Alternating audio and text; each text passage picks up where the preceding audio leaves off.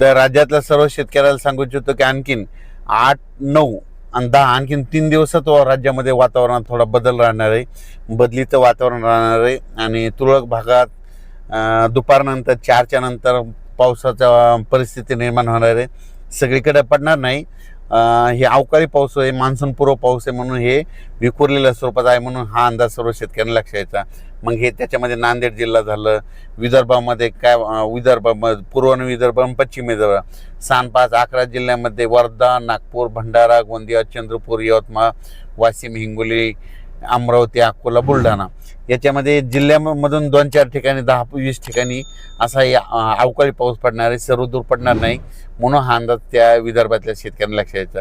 त्याच्यानंतर मराठवाड्यामध्ये नांदेड जिल्हा झालं, लातूर जिल्हा झालं, बीड जिल्हा झालं, परभणी जिल्हा झालं, जालना जिल्हा झालं, संभाजीनगर झालं, धाराशिव या भागात देखील जिल्ह्यात क्वचितमध्ये 10-15 ठिकाणी हे अवकाळी या 2 दिवसामध्ये पाऊस पडणार आहे, म्हणून हे लक्षात यायचं.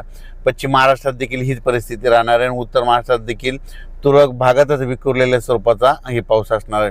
पण राज्यातल्या हळद लागवड करण्यासाठी आणि ऊस ज्यांचा वाळत आहे त्या ऊसासाठी एक आनंदाची बातमी, कारण की राज्यामध्ये 15 मे ते 20 मेच्या दरम्यान राज्यात चांगला पावसाळ्यासारखा पाऊस येणार आहे, म्हणून हा अंदाज लक्षात यायचा.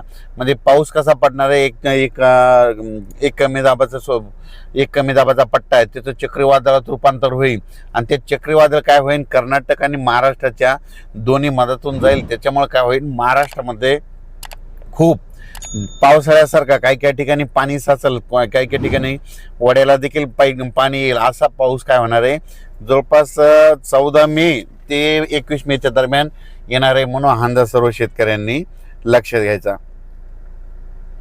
मग सांगायचं झालं तर नाही, हे पाऊस पूर्व विदर्भ, पश्चिम विदर्भ आणि त्या नेमकं पूर्व आणि पश्चिम विदर्भामध्ये शेतकऱ्याचे हळदी शिजवायले, तर त्यांना सुद्धा सांगू इच्छितो की तुम्ही काय करा, जवळपास 14 मे पर्यंत तुम्ही तुमच्या हळदी काढून झाकून ठेवा, कारण की 15 ते 20च्या दरम्यान चांगला पावसाळ्यासारखा पाऊस विदर्भात पडणार आहे, म्हणून हे लक्षात यायचं. मराठवाड्यामध्ये देखील नांदेड जिल्हा, परभणी जिल्हा, हिंगोली जिल्हा,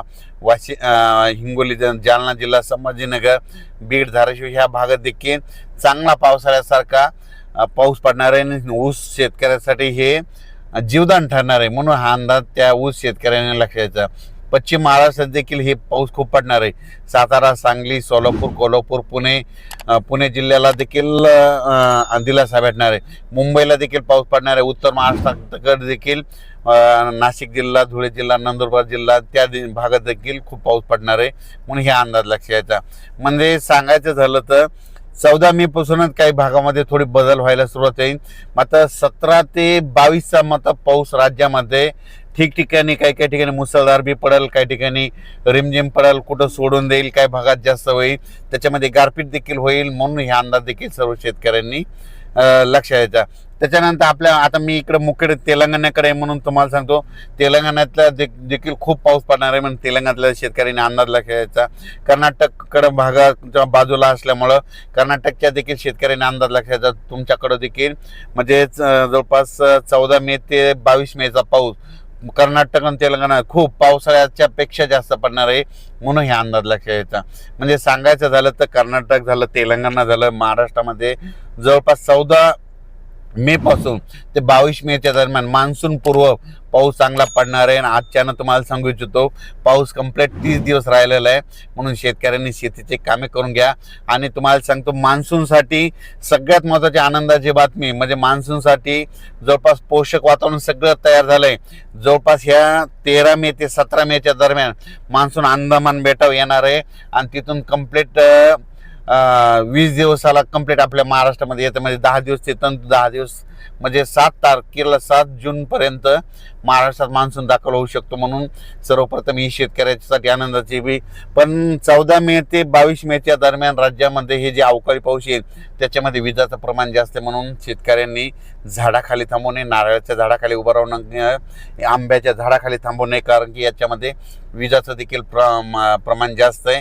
आणि तुम्हाला एक सांगू इच्छितो, या राज्यात सगळ्यात महत्त्वाचं म्हणजे 15 मे पासून राज्यातलं सगळ्यात महत्त्वाचं जे उन्हाचा जे पारा वाढत गेलेला आहे त्याचं पारा कमी होणार आहे. सगळीकडला पारा 40 अंशाच्या खाली येणार आहे, म्हणून हा अंदाज लक्षायचा. आणि पारा खाली आल्याच्या नंतर राज्यामध्ये ढगाळ परिस्थिती राहील, काही काही ठिकाणी पाऊस देखील आहे. मुंबईकरांना देखील उकाड्यापासून दिलासा भेटणार आहे, पुणेकरांना देखील उकाड्यापासून दिलासा भेटणार आहे, संभाजीनगरकरांना देखील उकाड्यापासून दिलासा भेटणार आहे. सांगायचं झालं तर पूर्व विदर्भ, पश्चिम विदर्भ, दक्षिण महाराष्ट्र, उत्तर महाराष्ट्र, कोकणपट्टी, खानदेश सगळीकडे 14 मे पासून दररोज वेगवेगळ्या 2-2 दिवस वेगवेगळ्या भागात मुक्काम करत करत हे पाऊस पूर्व मोसमी पाऊस हे बरसणार आहे, म्हणून अंदाज सर्व शेतकऱ्यांनी लक्षात घ्यायचं. आणि 2026ला चांगला पाऊस पडणार आहे, दुष्काळ वगैरे पडणार नाही म्हणून काही चिंता करायची गरज नाही. वेळो पेरणी होणार आहे, पिकाला लागल तसा पाऊस पडणार आहे.